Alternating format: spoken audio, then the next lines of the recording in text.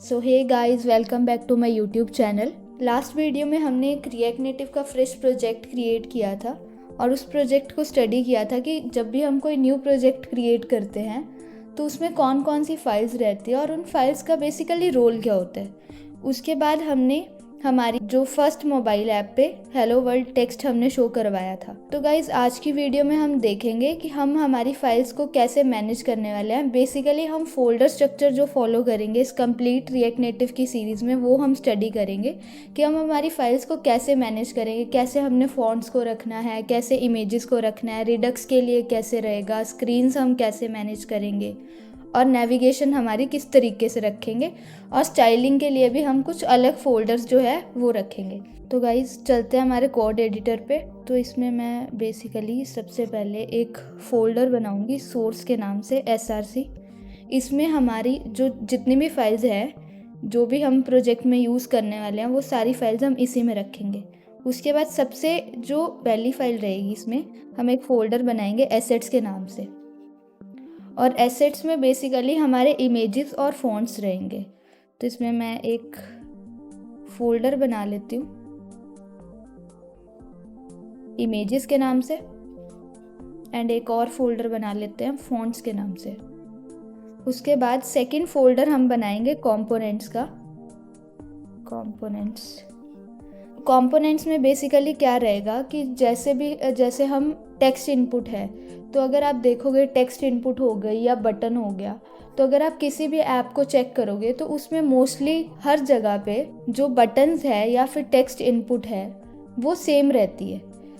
तो जो भी हमारे रीयूजेबल रहने वाले कंपोनेंट्स है या मोस्टली यूज़ होने वाला जैसा हेडर है वो हमेशा सेम ही रहेगा कि एक बैक एरो आ जाएगी बैक स्क्रीन पे जाने के लिए और उसके बाद हम एक टेक्स्ट दिखा देंगे और राइट पे हो सकता है कि हम एक आइकन रखें। तो उस तरीके से जो भी हमारे कंपोनेंट्स आएंगे वो हम इस कंपोनेंट फोल्डर में रखेंगे। उसके बाद नेक्स्ट हमारा फोल्डर रहेगा कॉन्फ़िग के नाम से। कॉन्फ़िग में बेसिकली गाइज हमारी API कॉलिंग के रिलेटेड जो भी हमारी रीयूजेबल फंक्शंस होंगे वो हम कॉन्फ़िग फोल्डर में रखेंगे। एंड गाइज इन सब फोल्डर्स का जो फर्स्ट लेटर होगा वो हम कैपिटल रखेंगे हमेशा। तो नेक्स्ट फोल्डर हमारे पास आ जाएगा कॉन्स्टेंट्स में गाइज जो भी हमारी रीयूजेबल स्ट्रिंग्स है वो हम रखेंगे इसमें। जैसे कि हमारे पास हो गई इमेज पाथ कि इमेजेस के जितने भी पाथ आएंगे हम इस एक कॉमन फाइल में हम प्लेस करेंगे। तो इमेज पाथ हो गया। इमेज पाथ की एक फ़ाइल बना रही हूँ मैं अभी, फोल्डर नहीं है ये फाइल रहेगी बेसिकली। .js से अभी हम इसको बनाएंगे।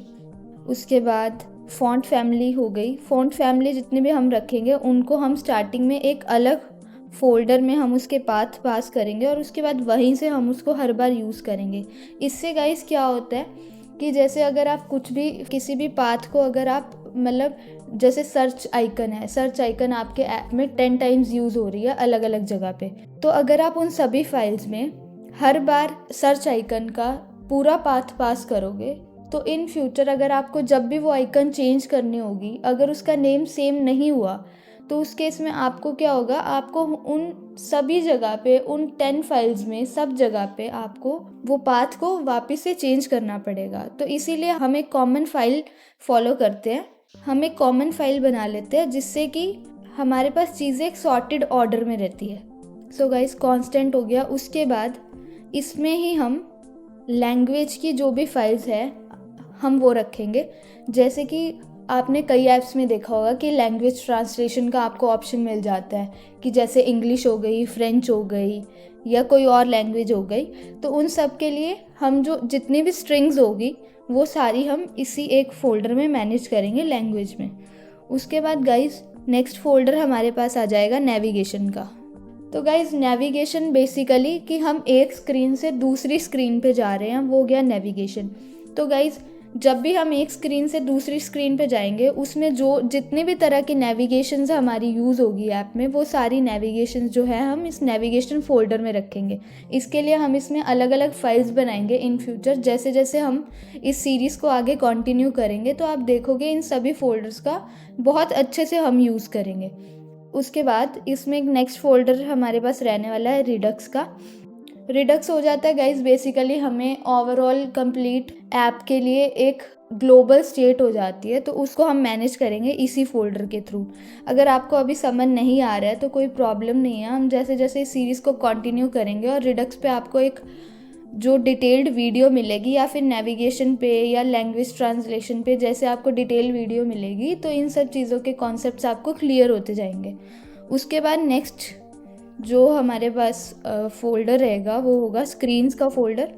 स्क्रीन्स में बेसिकली जितनी भी स्क्रीन्स हम बनाएंगे वो रहेगी। तो बेसिकली अगर मैं ई कॉमर्स ऐप की रेफरेंस लेके चलती हूँ, तो ई कॉमर्स ऐप में क्या होगा, सपोज़ आप अमेज़ॉन या फ्लिपकार्ट को देखते हो, तो स्टार्टिंग में आपको क्या मिलता है कि एक आपके लॉगिन स्क्रीन हो गई, उसके साथ रजिस्टर हो गया, फिर फॉरगेट के लिए मिल जाती है, ओटीपी वेरिफिकेशन के लिए।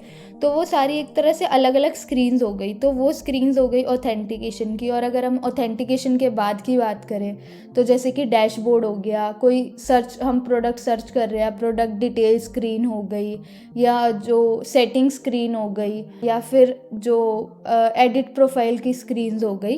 तो जैसे जैसे मतलब जितने भी डिफरेंट स्क्रीन्स हमारे ऐप में इन फ्यूचर रहने वाली है, मैं जस्ट एक एग्जांपल के लिए ई कॉमर्स ऐप की बात कर रही हूँ, बट जिस भी पर्टिकुलर ऐप पे हम इन फ्यूचर काम करेंगे या उसके लिए जितनी भी स्क्रीन्स रहेगी वो हम स्क्रीन्स फोल्डर में मैनेज करेंगे।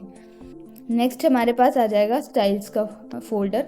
तो स्टाइल्स में बेसिकली जितने भी स्टाइलिंग के रिलेटेड हमारे पास फाइल्स रहेंगी वो सारी इसमें आ जाएगी। जैसे अगर मैं रिस्पॉन्सिव बनाने के लिए कुछ डिफरेंट फंक्शंस अगर मैं इन फ्यूचर बनाऊंगी तो मैं इसमें उसे ऐड कर दूंगी। जैसे कि अभी मैं लिखती हूँ यहाँ पे रिस्पॉन्सिव slice.js, ठीक है। उसके बाद जैसे कलर्स हो गए कि हम कलर्स के लिए भी हम एक अलग फाइल रखेंगे। कलर्स के लिए जो भी हमारे पास फाइल बनेगी वो हम इसमें रख देंगे। ऐसे करके मतलब जो भी स्टाइलिंग के रिलेटेड कुछ भी हम अगर नया ऐड ऑन करेंगे हमारे प्रोजेक्ट में, वो सब चीज़ें जो है स्टाइल्स के फोल्डर में आ जाएगा। तो गाइज इसके बाद यूटिल्स का फोल्डर आ जाएगा। तो यूटिल्स में बेसिकली जितने भी कॉमन फंक्शन या जो भी हेल्पर फंक्शंस हमारे रहने वाले हैं हमारे रिएक्ट नेटिव डेवलपमेंट के टाइम पे, तो वो सारे जो भी है फंक्शंस के लिए हम कुछ अलग फाइल्स बनाएंगे। तो वो जो कॉमन फंक्शंस की फाइल्स है वो हम यूटिल्स फोल्डर में मैनेज करेंगे। तो गाइज ये था हमारा फोल्डर स्ट्रक्चर जो भी हम इस कंप्लीट सीरीज़ में फॉलो करने वाले हैं।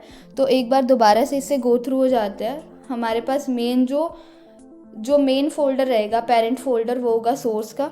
उसके बाद फर्स्ट जो आ जाएगा हमारे पास एसेट्स का फोल्डर होगा जिसमें हम फॉन्ट्स और इमेजेस को मैनेज करेंगे। फॉन्ट्स की जितनी भी फाइल्स आएगी हम फॉन्ट फोल्डर में प्लेस कर देंगे, और इमेजेस हमारी जितने भी होगी इमेजेस, या फिर एक और इसमें आ सकता है वीडियो का फोल्डर अगर हम ऐड करना चाहते हैं तो वो भी हम इसमें ऐड कर सकते हैं। नेक्स्ट आ गया कंपोनेंट्स, जितने भी रीयूजेबल कंपोनेंट्स हमारे बनेंगे जो भी अलग अलग टाइम पे रिपीटेडली हमारे पास यूज़ होने वाले हैं तो उनको हम रीयूज़ करेंगे, तो वो हम इस फोल्डर में रखेंगे। उसके बाद कॉन्फ़िग में बेसिकली जो भी API कॉल्स वगैरह होगी तो उसके रिलेटेड जो भी कॉमन फंक्शन की फाइल्स होगी वो हम कॉन्फ़िग फोल्डर में रखेंगे।